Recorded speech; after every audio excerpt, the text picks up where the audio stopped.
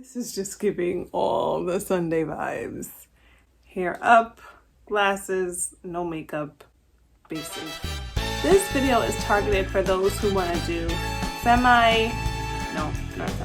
So we're talking about prepping your hair before you color it. It's gonna be damaged, girl. I'm just saying it's gonna be damaged. I'm here to share with you some tips for prepping your locks for color. So if you're interested, please stay tuned.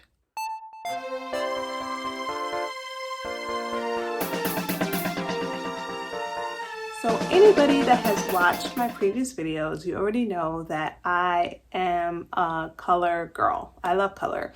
Especially when I was natural, I learned how to properly color my hair and how to do so effectively, actually get the color that's on the box or at least close to it. I have a video on this channel which I'll link and let you guys know how I go through my coloring process with locks. But you know, some of us like to prepare for color. And I know for most women, at least, I don't know about the men, but the women, sometimes we just wake up with this urge to change and do something. It's almost like instinctively we have to do something with our hair, either cut it, color it, change the hairstyle, do something. So this may not be the video for you if you work on that impulse. However, if you know that you want color sometime in the future and you want to make sure that you get the best results, not just of the color, but also the health of your hair, or sustaining or maintaining the health of your hair, I would definitely recommend these tips. So with locks, the rule of thumb is that you wait a year until your hair is locked to color. But what I've realized is that that year mark looks different for everybody. My hair was not locked at the year mark. And therefore I knew that color would not be something that I could do. So I would say, instead of going by that year mark, definitely go by what your locks actually look like. So my advice, and I'm not no cosmetologist, I ain't no stylist, loctician, nothing, but IMO, at least wait until your hair is 70% locked. And that may be at the year mark, that might be at the 6-month mark, that might be at the 2-year mark. Whatever that looks like for you, okay? For you. 70% I feel like is a safe route to go by in terms of getting ready for color. Now, there are different types of color. There's semi-permanent, demi-permanent, permanent. Now there's hair wax. So a lot of times when people say color, you really have to be specific on what kind of color you're looking to do. This video is targeted for those who want to do permanent, bleaching, and demi-permanent. Now they're all different. I really suggest you look up the differences. I mean, I can break it down, but it's going to take away from what I'm really trying to do with this video. So maybe I'll circle back. But in prepping your hair for permanent color, aka box dye, aka anything that requires a developer, aka anything that requires bleach, permanent does not just wash out in 3 washes or 18. In order to prep your hair, those require a little bit more intention. Yes, people wake up in the morning and decide that they're going to color their hair. That's fine. But as I said, my rule of thumb is make sure that your hair is at least 70% locked. I personally waited until I was 14 months into my journey before I added permanent color to my hair. I did play around with semi-permanents, which require no chemicals. They're usually vegan. They wash out in a couple of washes.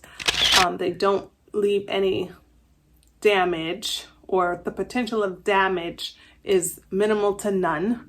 So I did do color, but it was all semi-permanent, and my hair was actually color treated before I locked up. So yeah, I kind of made sure I scratched that itch before I locked up. So that's another thing.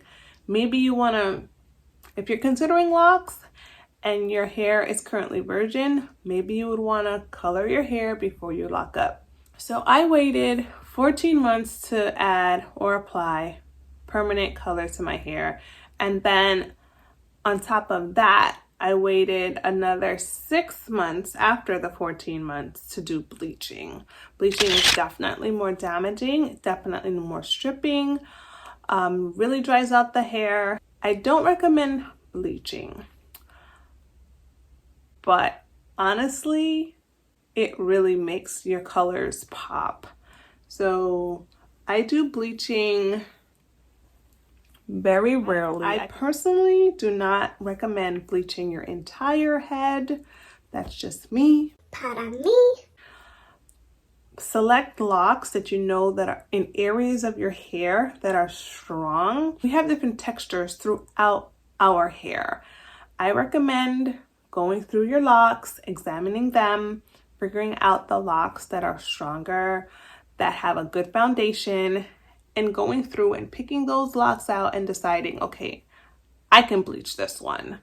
Or yeah, I can count on my hands the amount of locks that are bleached on my head because of that. Bleaching puts a lot of stress on the hair.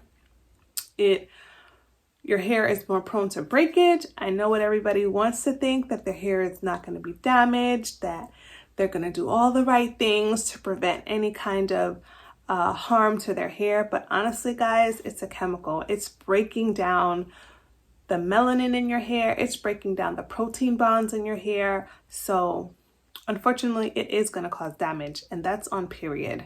You cannot avoid it. If you're putting bleach in your hair, you're damaging it. And it's your job to decide how much of that damage you're willing to take on, because with more damage comes more responsibility when it comes to the upkeep and the maintenance of bleached hair. So, pick out a few strands. I don't recommend doing the whole head. I know people do it, but I don't recommend that. Just be very careful with bleach. Leading up to the time that you want to color your hair, that you condition. You condition faithfully up until the point you are ready to color your hair. I mean, even after you color it, you're still going to need to condition, but at least build that habit, build that routine, because your hair is going to need it. It's going to need to be nourished, revitalized, and conditioned, because it's lost so much during the process of coloring. So definitely moisturize. Keep your hair moisturized. If you've already noticed that your hair has zero color, zero anything, and your hair is already dry, Parched, breaking, especially your scalp, don't do it, girl. Don't do it. Don't do it. Just hold out until you get everything, normalized before you even consider color. I do not recommend coloring in the winter months. If you can avoid it, please do so. The winter months are already super drying on Afro-textured hair, and that can seriously affect the outcome of your hair after the coloring process. So please, moisturize as much as you can. Don't do it during the winter months. Another thing that I would recommend, 6 weeks leading up to your coloring job, whether you're doing it yourself or a professional, you need to add a protein treatment. You need to do an extensive protein treatment on your hair. I definitely recommend the Apogee 2-step system. I think that's what it is. I haven't used it in a while. Or Olaplex. Either one of those two to help restore bonds that may be already lost from your hair's just wear and tear. So definitely look into a protein treatment prior to getting your hair colored. Another tip is to find a product line that supports color treated hair. There are many out there. but do your research. My personal favorite is Olaplex. I use their shampoo faithfully because I know that my hair is color treated and it requires so much more care than just using an ordinary moisturizing shampoo. I definitely would also recommend staying on top of your hot oil treatments, your conditioning treatments, steaming your hair, doing all of those things prior to and post coloring your hair. It's, setting the foundation for your hair to have less damage. It's going to be damaged, girl. I'm just saying it's going to be damaged. But it's going to have less damage, less chances of thinning, less chances of completely breaking off if you are setting yourself up for success prior to coloring. And finally, I would say avoid tension and high manipulation hairstyles leading up to a color.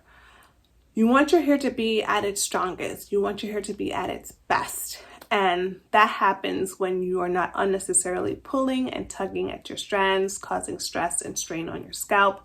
These things already cause breakage and already weaken the hair. So please refrain from these hairstyles and know that your hair will be so much better off if you are just kind of leaving it alone and just doing your treatments and your washes as usual as you prepare for your color. Color is a great thing.